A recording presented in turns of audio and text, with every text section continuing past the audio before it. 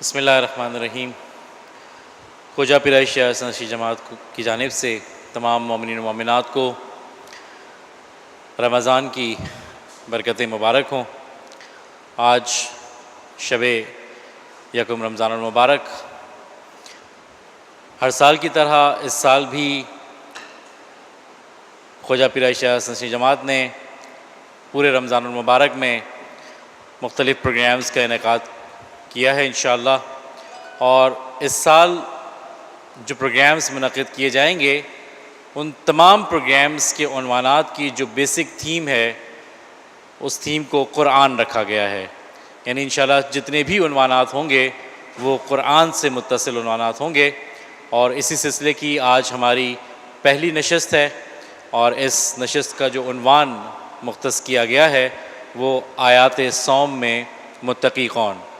اس عنوان پر انشاءاللہ 2 نشستیں ہوں گی، آج اور کل، اور اس عنوان پر جو روشنی ڈالیں گے حجت الاسلام والمسلمین مولانا رضی حیدر صاحب۔ میں ملتمس ہوں آغا سے کہ وہ اسٹیج پہ تشریف لائیں اور اس موضوع پر ہمارے علم میں اضافہ کریں۔ بر محمد و آل محمد صلوات۔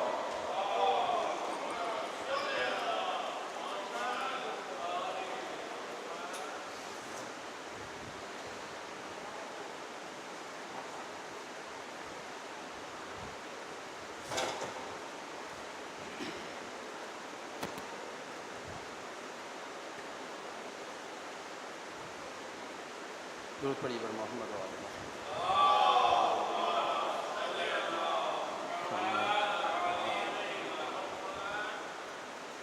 قبل اس کے کہ میں آغاز کروں، برادران سے گزارش ہے اگر آگے تشریف لے آئیں بڑی محبت ہوگی۔ آپ کے جو پیچھے بیٹھے ہوئے ہیں وہ حضرات آگے تشریف لیں۔ درود پڑھیے بر محمد و آل محمد۔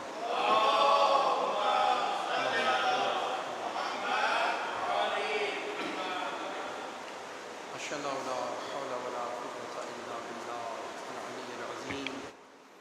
اعوذ باللہ من الشیطان اللعین الرجیم۔ بسم اللہ الرحمن الرحیم۔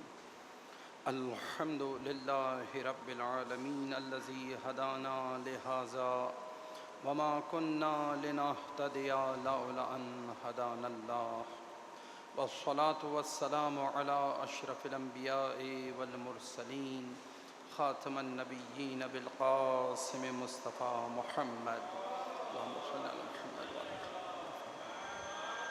وأهل بيته الطيبين الطاهرين المعصومين الميامين المنتجبين، ولعنة الدائمة على أعدائهم أجمعين من الآن إلى قيام يوم الدين۔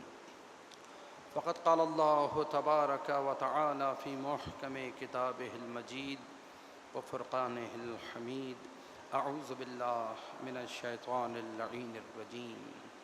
یا ایہا الذین آمنوا کتب علیکم الصیام کما کتب علی الذین من قبلکم لعلکم تتقون۔ لسارے وجود پاک و مطہر محمد و آل محمد اجمعاً بآواز بلند صلوات۔ اللہم صل علی محمد۔ برائے صحت و سلامتی کل عاشقان امامت ولایت محبان اہل بیت، تمام علماء امامیہ، تمام مراج کرام و مقام معظم رہبری اجمعاً بآواز بلند صلوات۔ اللہم صل علی محمد وآل محمد۔ برائے نیستی و نابودی دشمنان اسلام و دشمنان اہل بیت و تعجیل در ظہور حضرت امام زمان اجمعاً بآواز بلند صلوات۔ صلی علی محمد وآل محمد۔ عزیزان محترم، سامعین گرامی قدر، سب سے پہلے اس پروردگار عالم کا شکر ادا کریں گے کہ جس نے ہمیں ایک مرتبہ پھر ماہ مبارک رمضان کی یہ پاکیزہ شب عطا کی اور ہمیں اپنا مہمان قرار پانے کا شرف بخشا۔ کیسا وہ میزبان باعظمت، اور کہاں یہ شرف ہم جیسے بندوں کو اس نے عطا کیا، جتنا شکر ادا کریں اس کا کم ہے۔ ماہ شعبان یہ وہ مہینہ تھا کہ جس میں یقیناً احادیث کی روشنی میں جو ہمیں تاکیدات کی گئیں، ہم نے اپنے آپ کو اس ماہ مبارک رمضان کے لیے آمادہ اور مہیا کیا ہوگا، کیونکہ اللہ کے رسول نے اپنے آخری خطبے میں ہمیں متوجہ کیا تھا، جو آپ نے شعبان کے آخری خطبہ دیا تھا، اس میں آپ نے فرمایا تھا کہ اے لوگو، اب تمہاری جانب اللہ کا وہ مہینہ آ رہا ہے جو برکتوں والا، رحمتوں والا، مغفرت کا مہینہ ہے، اس کا استقبال کرو۔ یہ ماہ مبارک رمضان وہ مقام اور منزلت رکھتا ہے کہ جس کا ہمیں استقبال کرنا چاہیے، اور جہاں اور اس کے استقبال کے طریقے ہیں، ان میں سے ایک ماہ شعبان کے وہ روزے بھی ہیں جنہیں رکھ کر ہم یہ اظہار کرتے ہیں کہ اے پروردگار، ہم تیرے اس مہینے کو دل و جان سے قبول کرتے ہیں، اس کا استقبال کرتے ہیں، اس کے روزے ہم پر گرا نہیں ہیں، ہم نے شعبان کے روزے رکھے اس اظہار کے لیے کہ ہم ماہ مبارک رمضان کے روزے جو ہم پر اے پروردگار تو نے فرض قرار دیے ہیں، انہیں دل و جان سے رکھ رہے ہیں۔ سورہ بقرہ کی آیت نمبر 183 جو میں نے آپ کی خدمت میں ابھی تلاوت کرنے کا شرف حاصل کیا، پروردگار عالم نے ارشاد فرمایا، یا ایھا الذین آمنوا کتب علیکم الصیام۔ سب سے پہلے دیکھیے شرف یہ ہے کہ پروردگار عالم نے پیغمبر سے نہیں کہا کہ اے پیغمبر آپ کہہ دیجئے، بلکہ اس رب العزت نے ہمیں یہ شرف دیا کہ اس نے ہمیں مستقیماً مخاطب قرار دیا، یا ایھا الذین آمنوا، یا ایو، یہ کہہ کے پروردگار عالم نے یا ایھا الذین ہمیں مخاطب قرار دے کے شرف کلام بخشا کہ اس نے ہمیں مخاطب قرار دیا۔ پھر دوسرا، اس نے ہمیں اہل ایمان میں شمار کیا، یا ایھا الذین آمنوا، اے وہ لوگوں جو ایمان لائے ہو، ہمیں ایک احساس دیا، یا اس احساس کو تقویت دی جب مالک کائنات ہمیں اس عنوان سے پکار رہا ہے، اے وہ لوگوں جو ایمان لائے ہو، ایمان لانے والوں، اے صاحبان ایمان، اے اہل ایمان۔ یہ چیز ہمیں اور آمادگی دیتی ہے، ہمیں اور تقویت پہنچاتی ہے، احساس دلاتی ہے کہ ہم عام انسان نہیں ہیں، بلکہ انسانوں میں ہم وہ لوگ ہیں کہ جن کا نہ کفر سے تعلق ہے، نہ شرک سے تعلق ہے، نہ ہم دہریاں ہیں، بلکہ ہم ایمان لانے والے ہیں۔ اگر کوئی غافل بھی ہو تو وہ بیدار ہو جاتا ہے اس خطاب کو سننے کے بعد کہ میں ایمان لانے والا ہوں۔ وہ سارا اس کا جو ایمان کا سلسلہ ہے، اللہ کی ذات پر ایمان، آخرت پہ ایمان، پیغمبروں پہ ایمان، وہ تمام ایمانیات اس کے سامنے ایک مرتبہ یہ سن کے کہ اے وہ لوگوں جو ایمان والے ہو، ایمان لانے والے ہو، یہ احساس انسان کو مستعد کر دیتا ہے، آمادہ کر دیتا ہے۔ کس کام کے لیے؟ یا ایھا الذین آمنوا کتب علیکم الصیام۔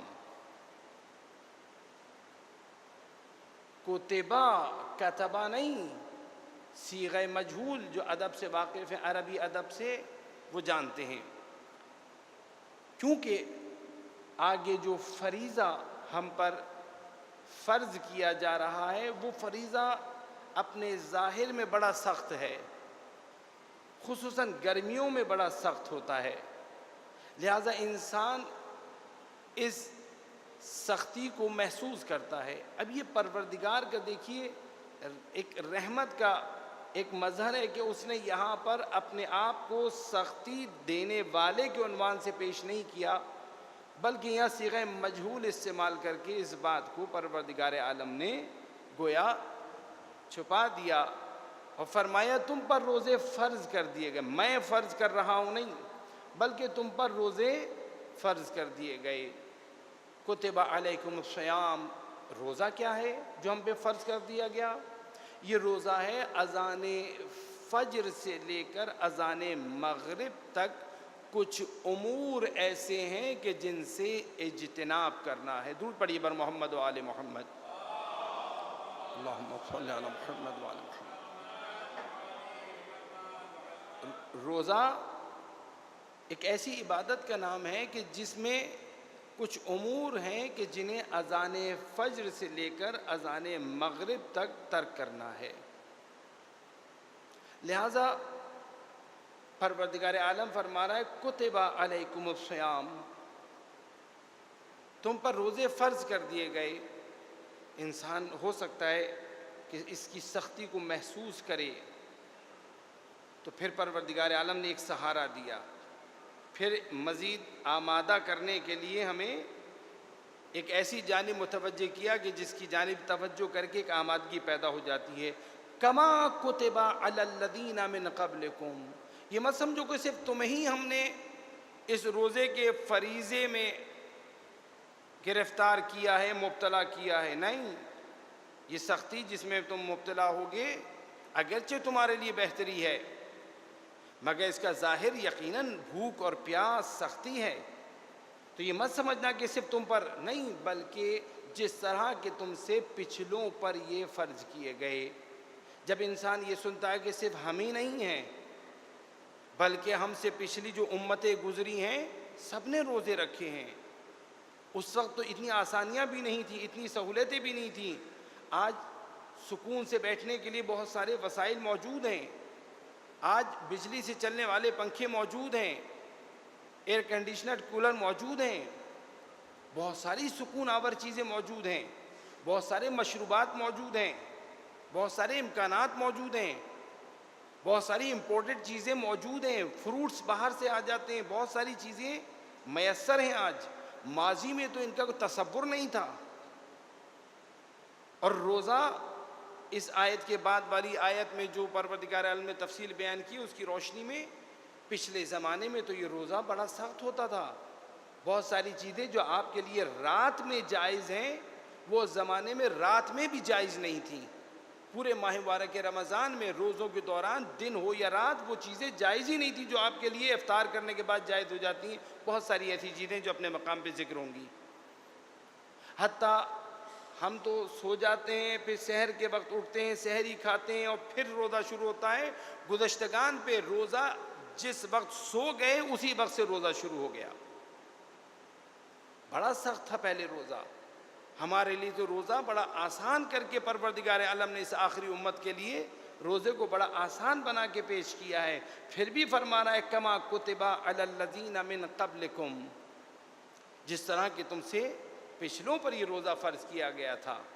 لہٰذا آپ دیکھیے کہ پروردگار عالم نے اس روزے جیسی عبادت کو جب ہم پہ فرض کیا اور اس کا ہمارے لیے اعلان فرمایا تو کتنا اہتمام فرمایا۔ پہلے ہمیں خود مخاطب قرار دیا، یہودیوں کو مخاطب قرار نہیں دیا۔ قل، پیغمبر آپ کہہ دیجئے، ان کنتم تحبون اللہ فاتبعونی، اگر تم اللہ سے محبت کرتے ہو تو میری اتباع کرو۔ وہاں پروردگار نے مخاطب قرار نہیں دیا بلکہ کہا کہ پیغمبر آپ کہہ دیجئے، قل یا ایھا الکافرون، کافروں کو مخاطب قرار نہیں دیا، پیغمبر سے کہا کہ آپ کہہ دیجئے۔ انہیں یہ شرف نہیں بخشا کہ خدا انہیں مخاطب قرار دے، مگر اس نے ہمیں یہ شرف بخشا، یا ایھا الذین آمنو، اے وہ لوگوں جو ایمان لائے ہو۔ ایمان لانے والا بھی اس نے ہمیں شمار کیا، اور اس کے بعد روزے ہم پہ فرض کیے اور بتا دیا کہ تم سے پچھلی امتوں پہ بھی تھا۔ یقیناً جب پچھلی امتوں کا ذکر آئے گا تو پوچھا جائے گا کہ پچھلی امتیں روزے کیسے رکھا کرتی تھیں، تو پھر پتہ چلے گا کہ پچھلی امتوں کے روزے تو بڑے سخت تھے، وہ تو رات کو سو جاتے تھے تو روزہ شروع ہو جاتا تھا۔ بہت ساری چیزیں، مثلاً حق زوجیت جائز نہیں تھا، چاہے دن ہو یا رات، اس میں حق زوجیت کا تصور نہیں تھا، مگر آپ دیکھیے کہ اللہ نے اس آخری امت پہ کتنا رحم کیا، کتنا کرم کیا۔ درود پڑھیے بر محمد و آل محمد، اللہم صلی علی محمد۔ پھر یقیناً ان تمام عبادات کا کوئی نہ کوئی فلسفہ ہے، کوئی نہ کوئی ہدف ہے، کوئی نہ کوئی مقصد ہے۔ اللہ کی جانب سے کوئی بھی امر بغیر ہدف و مقصد کے نہیں ہوتا، اس کا کوئی کام عبث اور بیہودہ نہیں ہوتا۔ ہر اس کے کام کا، ہر اس کے امر کا کوئی نہ کوئی فلسفہ، کوئی نہ کوئی ہدف و مقصد ہوا کرتا ہے۔ لہذا وہ پروردگار آپ دیکھیے فرماتا ہے لعلکم تتقون۔ ہم اس کی بحث میں نہیں جاتے، مگر ہدف بیان کیا اس نے کہ امید ہے شاید کہ تم متقی ہو جاؤ، با تقوی ہو جاؤ، لعلکم تتقون۔ دور پڑھے بر محمد و آل محمد۔ اللہم صلی علی محمد۔ دیکھیے روزے کے پہلو پہ ہم بات کریں گے، بہت سارے پہلو ہیں جن کی تفصیل میں جانے کا وقت ہمارے پاس نہیں ہے، اور کاش کے دامن وقت ہوتا اور مفصل باتیں ہوتی تو پھر بہت کچھ استفادہ کرتے۔ یقیناً بعد میں آنے والے میرے بزرگان ساتھی یقیناً آپ کو بہتر سے بہتر جو ہے وہ استفادہ دیں گے، اور انشاءاللہ آپ جو ہے بہرہ مند ہوں گے۔ بندگی کے اظہار کے لیے اللہ نے نماز کو قرار دیا ہے۔ نماز وہ فریضہ ہے کہ جو بندگی کے اظہار کے لیے ہے، معاشرے کی بقا کے لیے، بقائے معاشرہ کے لیے اللہ نے زکوٰۃ کو قرار دیا ہے۔ زکوٰۃ ہے معاشرے کی بقا کے لیے، اور نظام کی بقا کے لیے اللہ نے جہاد کو قرار دیا ہے۔ نظام کے تحفظ اور اس کے بقا کے لیے پروردگار عالم نے جہاد کا فریضہ قرار دیا ہے، اور اخلاص کی بقا کے لیے، خلوص اور اخلاص کو باقی رکھنے کے لیے پروردگار عالم نے اس روزے کو قرار دیا ہے۔ روزہ وہ عبادت ہے کہ جس میں انسان کو ظاہری طور پہ کچھ کرنا نہیں پڑتا۔ روزہ فرض کیا گیا ہے، روزہ نام ہے اجتناب کرنے کا، پرہیز کرنے کا، ترک کرنے کا۔ روزے میں انسان کے باطن کے اندر میدان سجتا ہے، انسان اپنے باطن میں جہاد کرتا ہے، جسے آپ جہاد اکبر کے عنوان سے پہچانتے ہیں۔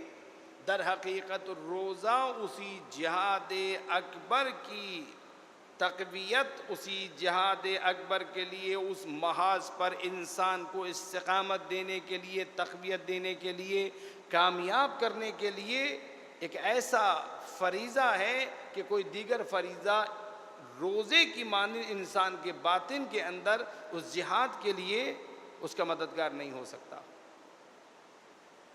جس نے روزے کے فلسفے کو، حقیقت کو سمجھ لیا اور اس کے اس باطنی محاذ پر جو روزے کا فریضہ ہے، اگر اس کے فلسفے کو سمجھ کے اس باطنی محاذ پر اس نے واقعاً اس کی نگہداری کی تو وہ انسان کامیاب ہے۔ دنیا نہیں جانتی، دنیا یہ جانتی ہے اس نے صبح سے لے کے شام تو کچھ نہیں کھایا۔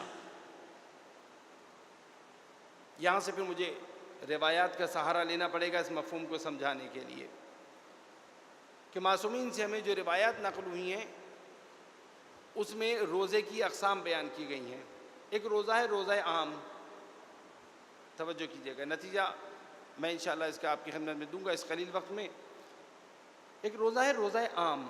روزہ عام وہ ہے کہ صبح سے لے کے شام تک کھانے پینے سے اور دیگر جو امور توضیح المسائل میں آپ کے ذکر ہیں، ان تمام چیزوں سے جو مبتلات روزہ میں شمار کی گئی ہیں ان سے اجتناب کیا جائے۔ اگر اذان فجر سے لے کے اذان مغرب تک اس نے اگر ان تمام چیزوں سے پرہیز کیا، اس کا روزہ درست، سب اس بات کی گواہی دیں گے کہ اس نے کوئی فعل مبتلات روزہ میں سے انجام نہیں دیا، اس کا روزہ درست ہے۔ یہ ہے روزہ، روزہ عام۔ اور اس مفہوم کی جانب امام محمد باقر علیہ السلام کی ایک روایت ہے،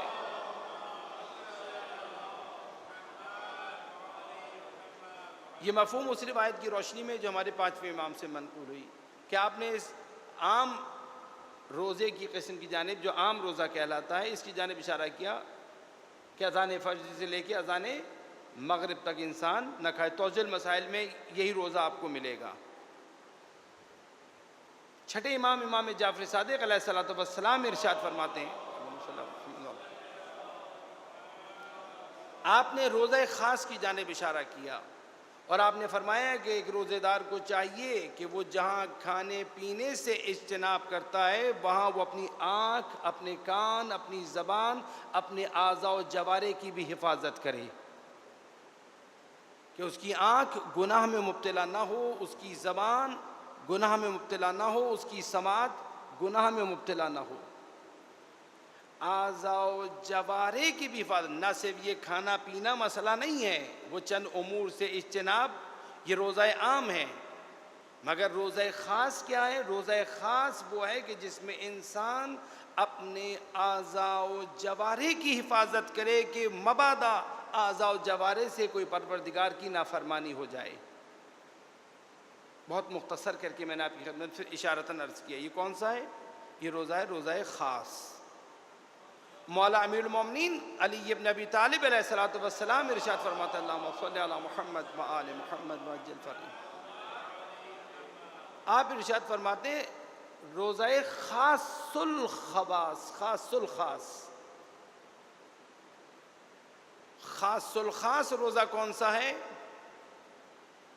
یہ وہ روزہ ہے کہ جس میں حضرت فرماتے ہیں کہ دل اور ذہن بھی کسی حرام میں مبتلا نہ ہو، یعنی گناہ کے بارے میں سوچو بھی نہیں اور تمہارا دل گناہ کی جانب رغبت بھی نہ رکھتا ہو، توجہ بھی نہ رکھتا ہو.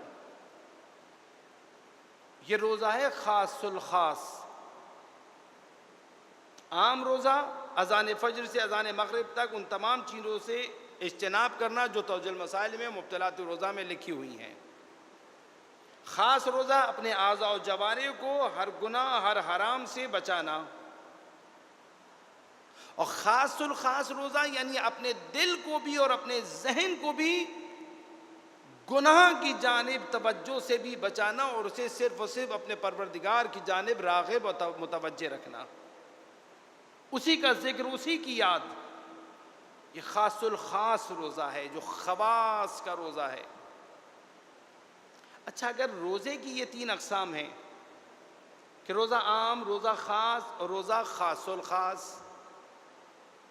تو پھر روزے کا پروردگار عالم نے جو بیان کیا فلسفہ، آخر میں ہدف جو بیان کیا، لعلکم تتقون، امید ہے شاید کہ تم باتقویٰ ہو جاؤ. تو اگر کوئی عام روزہ رکھتا ہے تو وہ بھی لعلکم تتقون، کوئی اگر خاص روزہ رکھتا ہے تو وہ بھی لعلکم تتقون، اور کوئی خاص الخاص روزہ رکھتا ہے تو وہ بھی لعلکم تتقون کے اندر آتا ہے. تو جس طرح روزے کی اقسام بنی، ہم آج نتیجہ لیتے ہیں کہ پھر متقی کی بھی اقسام ہوں گی. ایک متقی ہے عام متقی، ایک متقی ہے خاص متقی، اور پھر ایک ہے خاص الخاص متقی. ایک ہے جو کھانے پینے ان تمام امور سے اجتناب کرتا ہے، یہ بھی تقوی کی ایک قسم ہے جس سے وہ یہ مگر عام تقوی ہے، لہذا یہ عام متقی ہے، یہ کامن ہے، سبھی کرتے ہیں. جو بھی روزہ رکھتا ہے وہ اذان فجر سے لے کے اذان مغرب تک ان تمام چیزوں سے پرہیز کرتا ہے، یہ عام ہے. تو یہ پرہیزگاری رکھنے والا، پرہیز کرنے والا، یہ متقی عام متقی ہے، کامن ہے. مگر اگر کوئی نہ صرف یہ کہ ان چیزوں سے اجتناب کرتا ہے بلکہ وہ اپنی نگاہ کو بھی ہر گناہ سے بچاتا ہے، اپنی زبان کو بھی ہر قسم کے حرام سے جو اللہ نے اس کی زبان کے لیے حرمتیں قرار دی ان کا پاس رکھتا ہے، خیال رکھتا ہے، اس کی حفاظت کرتا ہے، اپنی سماعت کی حفاظت کرتا ہے، یہ خاص متقی ہے. اور خاص الخاص متقی وہ ہیں جو اپنے دل اور ذہن کی بھی حفاظت کرتا ہے اور ان کو بھی ہر قسم کے حرام اور گناہ سے بچاتا ہے، باطل کی جانب ذرہ برابر رغبت نہیں رکھتا، اپنے دل کی اور اپنے ذہن کی توجہات اور رغبتیں اپنے پروردگار کی جانب رکھتا ہے، حق کی جانب رکھتا ہے. جو اس طرح اس منزل تک تقوی رکھتا ہے یہ متقی خاص الخاص کہلائے گا. پھر درود پڑھیے بر محمد و آل محمد. صلی علی محمد و آل محمد. تو ماہ مبارک رمضان لعلکم تتقون، تقوی و پرہیزگاری کا عنوان ہے، یہاں پر ہدف ہے تقوی و پرہیزگاری. یقیناً یہاں سوچنا پڑے گا اس منزل پہ کہ روزہ اجتناب کا نام ہے، بہت سارے امور سے بچنے کا نام ہے. یقیناً ذیلی بحثیں آئیں گی جن میں نہ جانے کا وقت ہے، صرف اشارتاً ہی بات ہو سکتی ہے.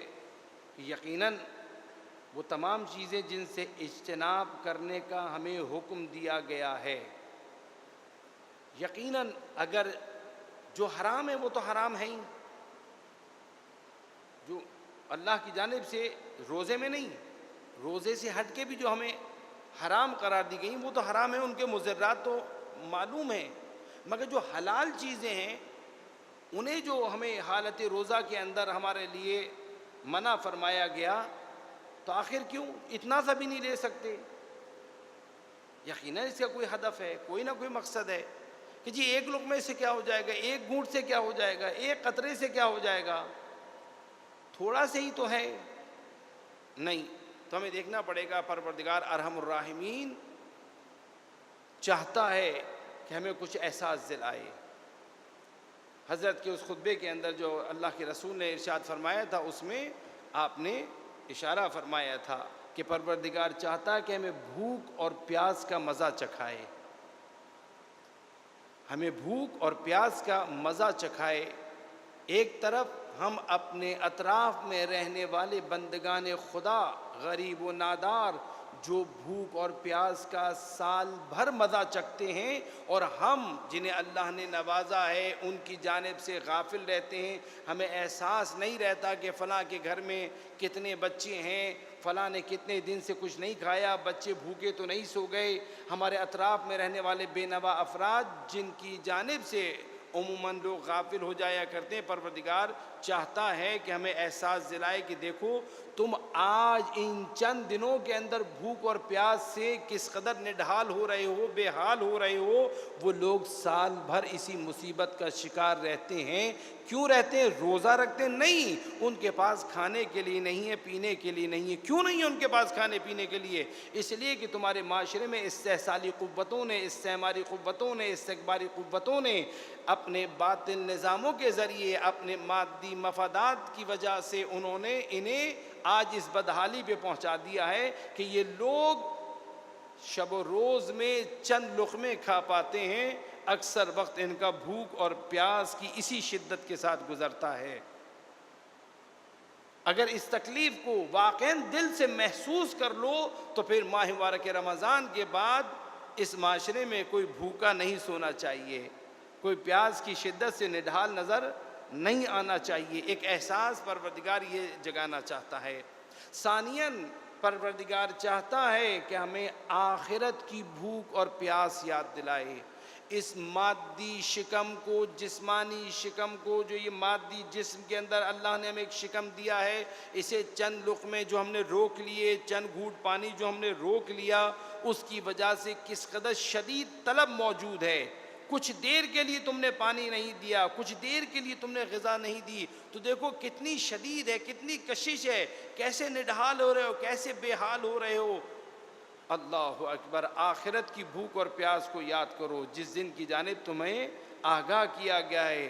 اس دن کی بھوک و پیاس کو یاد رکھو. اس دن کی غذا کیا ہے؟ وہ غذا تمہیں یہیں سے لے کے جانی ہے. اگر تم نے آخرت کی غذا یہاں سے نہیں لی، اگر تم نے توشہ آخرت یہاں سے اپنے لیے جمع نہیں کیا، اگر زاد راہ تم نے تعین نہیں کیا تو ایسے ہے جیسے کسی ریگستان میں نخلستان کے کسی سفر پہ نکل جاؤ، کسی بیابان کے سفر پہ نکل جاؤ اور اپنے ساتھ کچھ بھی نہ لے کے جاؤ. پھر تمہیں بھوک لگے اور پیاس لگے اور تمہارے ہونٹ خشک ہو جائیں، پینے کو نہ پانی ہو نہ کھانے کو کوئی لقمہ ہو، تو پھر تمہیں کیسا لگے گا، کیسی سختی محسوس کرو گے.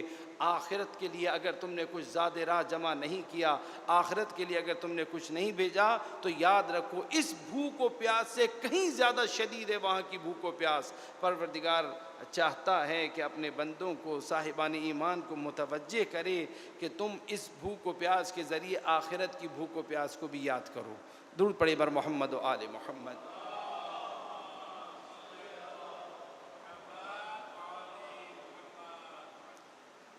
ایک ہدف اور ایک مقصد یہ بھی ہے۔ دوسرے، روزہ سے بھوک اور پیاس کا نام نہیں ہے، روزے کے کچھ فوائد ہیں۔ معصومین نے اپنی احادیث میں اور کلام الہی میں جو ہمیں استفادہ ہوتا ہے، میں ان کو چند آپ کی خدمت میں شمار کروں گا، جس سے آپ کو یہ اندازہ ہو کہ روزے کے جو فوائد ہیں وہ کس قدر ہیں اور کہاں کہاں ہیں، تاکہ روزے کی نسبت جو رغبت ہے انشاءاللہ اس رغبت میں اور اضافہ ہو۔ آپ دیکھیے کہ فرماتے ہیں کہ روزہ اولاً وصیت الہی ہے، اللہ کا حکم ہے۔ ایک اللہ سے محبت کرنے والا، اللہ سے محبت کرنے والا یہی چاہتا ہے کہ میرے اس محبوب نے، میرے معبود نے، میرے پروردگار نے جو حکم دیا ہے میں اس کی اطاعت کروں۔ یہ اللہ کی وصیت ہے۔ اگر ہم اللہ سے محبت کرنے والے ہیں تو اس محبت کا تقاضا یہ ہے کہ اس محبوب نے جو بھی حکم دیا ہے اس حکم کے مطابق عمل کیا جائے۔ ایک ثانیاً، اس روزے کے نتیجے میں جو ملنے والا تقویٰ ہے، اس تقوی کی بڑی اہمیت ہے۔ بھئی روزہ رکھیے، کیوں؟ متقی ہو جائیں، امید متقی ہو جائیں۔ تو یہ متقی کیوں ہو جائیں؟ اس تقوی کا کیا فائدہ؟ تو خود تقوی بھی اللہ کی وصیتوں میں سے ہے۔ اتقو، بارہا قرآن میں آپ دیکھیے، اعدلوا هو اقرب للتقوی، عدل کرو، وہ تقوی سے نزدیک تر ہے، قریب تر ہے۔ خود تقوی اللہ کی وصیتوں میں سے ہے۔ ثانیاً، تقوی اللہ کی جانب سے مدح و ثنا کی گئی ہے، اس تقوی کی تعریف کی گئی ہے کلام الہی میں۔ تقوی شیطانی وسوسوں سے انسان کی حفاظت کا، نگہداری کا وسیلہ بنتا ہے۔ یعنی انسان اگر تقوی کی منزل کو حاصل کر لے تو شیطانی وسوسوں کا مقابلہ کر سکتا ہے۔ بہت سارے افراد جنہیں شیطانی وسوسے تنگ کرتے ہیں، شیطانی وسوسوں کی وجہ سے وہ پریشان رہتے ہیں عمل کی منزل میں۔ تو اگر تقوی و پرہیزگاری کی منزل حاصل ہو جائے، لعلکم تتقون، اگر ماہ مبارک رمضان کے روزے اپنی شرائط کے ساتھ، پورے فہم کے ساتھ، اگر حضور کے ساتھ، معرفت کے ساتھ رکھے جائیں تو پھر یہ تقوی کی منزل حاصل ہوتی ہے۔ اور تقوی کی منزل اگر حاصل ہو تو انسان پھر وسوسہ شیطانی سے اپنے آپ کو اور اس کی چالوں سے اپنے آپ کو محفوظ رکھ سکتا ہے، اس کی حفاظت ہوتی ہے۔ تقوی سبب بنتا ہے کہ پروردگار انسان کی مدد کرتا ہے۔ اللہ متقی انسانوں کی مدد کرتا ہے، غیر متقی افراد کی پروردگار مدد نہیں کرتا۔ لوگ بڑے پریشان ہوتے ہیں، اللہ ہماری مدد نہیں کرتا۔ اللہ نے واضح کہا ہے کہ وہ متقی لوگوں کی مدد کرتا ہے، پرہیزگاروں کی مدد کرتا ہے، گناہ گاروں کی مدد نہیں کرتا، نافرمانوں کی مدد نہیں کرتا۔ وہ اللہ ان کی مدد کرتا ہے۔ ان تنصر اللہ ینصرکم، اگر تم اللہ کی مدد کرو گے اللہ تمہاری مدد کرے گا۔ اللہ کی مدد جو کرنے والے ہیں وہ متقی ہوا کرتے ہیں، جو متقی نہیں وہ اللہ کی مدد بھی نہیں کرتا۔ تقویٰ تو اللہ کے نظام کے خلاف جنگ کرنا، ایک طرح کا گناہوں کی جانب جانا انسان کا، اللہ کے احکامات سے روگردانی کرنا۔ در حقیقت یہ اللہ کا قرب نہیں بلکہ اللہ کا بوجھ، انسان کو دور کرتا ہے اللہ سے، اور جو اللہ سے دور ہو اللہ اس کی یاری و مدد نہیں فرماتا، اللہ متقیوں کی مدد فرماتا ہے۔ اسی طرح یہ تقویٰ رزق حلال کا سبب بنتا ہے، رزق حلال میں برکت کا سبب بنتا ہے۔ تقویٰ و پرہیزگاری کے ذریعے پروردگار اس انسان کی رستگاری، اس کی ہدایت بھی فرماتا ہے اور اس کے رزق حلال بھی وافر عطا فرماتا ہے۔ اسی طرح یہ تقویٰ جو کہ روزے کی صورت میں حاصل ہونے والا ہے، یہ تقویٰ بندے کے عمل کی عیب کو اور نقص کو پورا کرتا ہے۔ اللہ اس کے عمل کے عیب اور نقائص کو دور کر دیتا ہے، اس کی مدد فرماتا ہے۔ اسی طرح تقویٰ گناہوں کی آمرزش کا سبب بنتا ہے، یعنی اس تقویٰ کے پرہیزگاری کے ذریعے انسان کی زندگی میں اگر کچھ گناہ بھی ہوں تو پروردگار اس کے تقویٰ و پرہیزگاری کے ذریعے، اس کے وسیلے سے اس کے گناہوں کی بخشش فرماتا ہے۔ اسی طرح اس جو بھی انسان متقی ہوتا ہے پروردگار اس سے محبت کرتا ہے۔ توجہ فرمائے آپ نے کہ اگر انسان متقی و پرہیزگار ہو، اللہ کی خاطر بہت سارے ایسے امور سے اجتناب کرے جن سے اللہ نے منع کیا ہے۔ اگر کوئی بندہ اپنے پروردگار کے حکم کی وجہ سے اس کی اطاعت کرتے ہوئے ان امور سے اجتناب کر رہا ہے تو پروردگار اپنے ایسے بندے سے محبت فرماتا ہے۔ یہ محبت کسی قلبی کیفیت کا نام نہیں ہے، اللہ کی محبت ظاہر ہوتی ہے رحمتوں کی صورت میں، نعمتوں کی صورت میں۔ اللہ کی محبت عملی ہے، اللہ جب کسی بندے سے محبت کرتا ہے تو پھر بہت کچھ اسے عطا فرماتا ہے۔ اسی طرح یہ تقویٰ قبولیت اعمال کا سبب بنتا ہے، انسان کے اعمال کی قبولیت میں۔ واضح پروردگار نے فرمایا انما یتقبل اللہ من المتقین، اللہ متقیوں سے قبول کرتا ہے۔ روزہ رکھنے والے بہت ہیں مگر اللہ متقیوں کا روزہ قبول کرتا ہے، نماز پڑھنے والے بہت ہیں، خیرات دینے والے بہت ہیں، بھوکوں کو کھانا کھلانے والے، راشن بانٹنے والے بہت ہیں، مگر مسئلہ ہے قبولیت کا۔ دے تو دیا، قبول بھی ہوا اس کی بارگاہ میں یا نہیں، وہ واضح فرما رہا ہے انما یتقبل اللہ من المتقین، اللہ صرف متقیوں سے قبول کرتا ہے۔ یعنی دینے والے بہت ہیں اس کی راہ میں، خرچ کرنے والے بہت ہیں، انجام دینے والے بہت سارے اعمال کو بہت لوگ ہیں، مگر کیا سب کا قبول ہو جائے گا؟ کیا انجام دینا کافی ہے؟ نہیں، بلکہ آپ دیکھیے نا دعاؤں کی منزل پہ آپ نے سنا ہوگا کہ حکم دیا گیا ہے کہ عبادت انجام دے کے، نماز انجام دے کے دعا کرو اللہ قبول کرے۔ کیوں کہتے ہیں اللہ ہماری دعاؤں کو قبول کرے؟ اس لیے کہ مانگنا کافی نہیں ہے، اس کا قبول کرنا بھی ہے۔ اگر دعا کی راہ میں گناہ رکاوٹ نہ ہو تو دعا پروردگار قبول کرتا ہے۔ اگر خدا نخواستہ گناہ ہو، جو دعائے کمیل کے آغاز میں آپ پڑھا کرتے ہیں جملہ اللہم اغفر لی الذنوب التی تحبس الدعا، میرے وہ گناہ معاف فرما دے جو دعا کو حبس کر دیتے ہیں، وہ گناہ معاف فرما دے جن کی وجہ سے بلائیں نازل ہوتی ہیں، آتی ہوئی نعمتیں پلٹ جاتی ہیں، گناہ رکاوٹ بن جاتے ہیں، گناہ دعاؤں کو حبس کر دیتے ہیں۔ لہٰذا دعا مانگنا کافی نہیں ہے، بلکہ دعا کو قبولیت کی منزل پہ پہنچانا ضروری ہے۔ اور قبولیت کی منزل پہ دعا کو پہنچانے کے لیے ایک شرط یہ ہے کہ انسان تقویٰ اور پرہیزگاری کو اپنا شیوا بنائے۔ آغاز میں درود پڑھے، انجام میں آخر میں درود پڑھے، درود کے درمیان میں اپنی دعا کو رکھے اور ساتھ میں گناہوں سے اجتناب کرے۔ تقویٰ و پرہیز انما یتقبل اللہ من المتقین، اللہ متقیوں سے قبول کرتا ہے۔ تقویٰ سبب بنتا ہے زیادتی اکرام و اعزاز کا۔ متقی شخص کی عزت، چاہے ظالم اگر ظلم بھی کر رہا ہے، ذلیل بھی کر رہا ہے، مگر اپنے دل کے اندر جانتا ہے کہ یہ صاحب عزت ہے۔ متقی انسان پروردگار عالم اس کے اکرام میں اور اس کی عزت میں اضافہ فرماتا ہے۔ اسی طرح تقویٰ سبب بنتا ہے نور معرفت اور علم سے زیادہ زیادہ بہرہ مند ہونے کا۔ اگر تقویٰ نہ ہو تو علم ایک مہلک ہتھیار بن جاتا ہے، اگر تقویٰ نہ ہو تو علم ایک مہلک ہتھیار بن جاتا ہے، ایٹم بم بناتا ہے اور جا کے ہیروشیما ناگاساکی پہ گرا دیتا ہے۔ مگر یہی اگر علم ایک متقی انسان کے پاس ہو تو وہ اس علم کے ذریعے انسانیت کی خدمت کے لیے، انسانیت کی فلاح کے لیے، مظلوموں کے دفاع کے لیے استفادہ کرتا ہے۔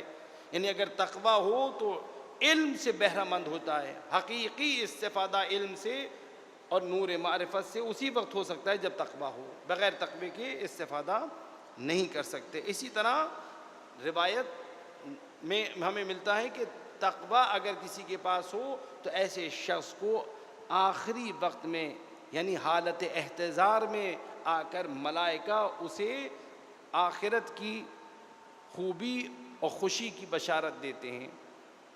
یعنی انسان اگر متقی ہے تو آخری وقت کی سختی نہ صرف یہ کہ برطرف ہوتی ہے بلکہ ملائکہ آ کر اسے بشارت بھی دیتے ہیں۔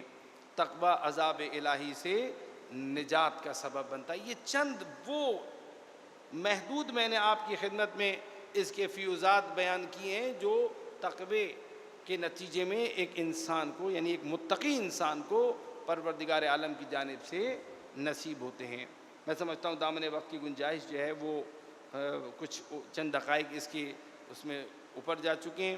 مجھے یہ کہا گیا تھا کہ ملائکہ زیادہ آئیں گے اور بشر کم آئیں گے، مگر مجھے لگ رہا ہے کہ بشر برابر آ گئے ہیں۔